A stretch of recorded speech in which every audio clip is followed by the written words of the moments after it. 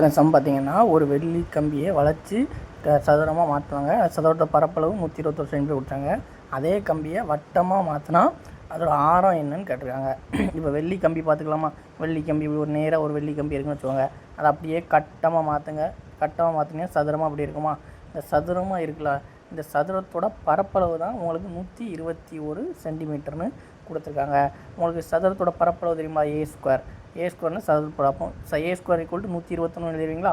அப்போ ஏ வந்து 11. இப்போது ஏ வந்து 11னா அந்த ஒவ்வொரு பக்கத்தோட அளவும் 11 நமக்கு இப்போ தெரிஞ்சிருச்சு. இப்போ அந்த கம்பி வந்து நேரே தானே இருக்குது. அந்த நேரே உள்ள கம்பியை தான் அப்படி வட்டமாக மாற்றுறோம். அப்போ அந்த வட்டமாக மாற்றுறதுக்கு அந்த ஆரம் தான் நமக்கு கேட்டிருக்காங்க. இப்போது இந்த ஒவ்வொரு பக்கத்தோட அளவு ஏன்னு இருக்குதா? அப்போது நம்ம வந்து இந்த சதுரத்தோட சுற்றளவு கண்டுபிடிச்சிட்டோம்னா அந்த சதுரத்தோட சுற்றளவு தான் அந்த நீளமாக இருக்கலாம் அந்த கம்பியோட லென்த்து. அதே கம்பியை தான் வட்டமாகவும் நம்ம மாற்றுறோம். அப்போ வட்டத்தின் சுற்றளவும் சதுரத்தின் சுற்றளவும் சமம். ஏன்னா சேம் கம்பி தான். அப்போது இது நீங்கள் பாருங்கள், இதில் சதுரத்துக்கோட சுற்றளவு என்னது?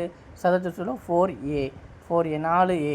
இப்போ 4 பெருக்கல் 11 எத்தனை? 44. சதுரத்தோட சுற்றளவு வந்து 44 நமக்கு கிடச்சிச்சு.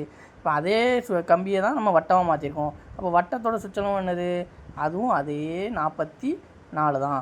அப்புறம் வட்டத்தோட சுற்றளவு ஃபார்முலா என்னது? 2πr. இப்போ இந்த 2πr இதில் போட்டுடலாமா? போட்டிங்கன்னா இதுலேருந்து நம்ம ஆறு அழகாக கண்டுபிடிச்சிக்கலாமா? 2 அப்படி எழுதிக்கலாம். 22/7 பைக்கு அதில் முன்னாடி 2 இருக்கா, அந்த 2 எழுதிக்கோங்க.